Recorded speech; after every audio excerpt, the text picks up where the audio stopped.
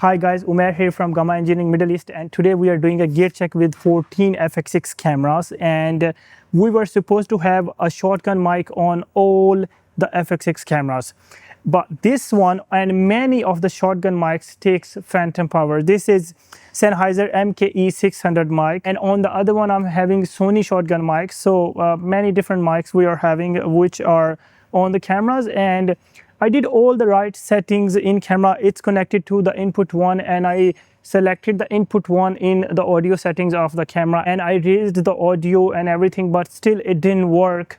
There was only one thing which was missing, which is a button right under your XLR input. So basically it's on line or middle or on the 48 volt out. So if you don't turn on the 48 volt button, basically it's not going to have power and it's not going to work. So make sure that button is enabled. For last 15 to 20 minutes I was looking for that solution, and when I found that, I said let's make a video, so in case in future anyone is looking for this solution, he will have it right on the way.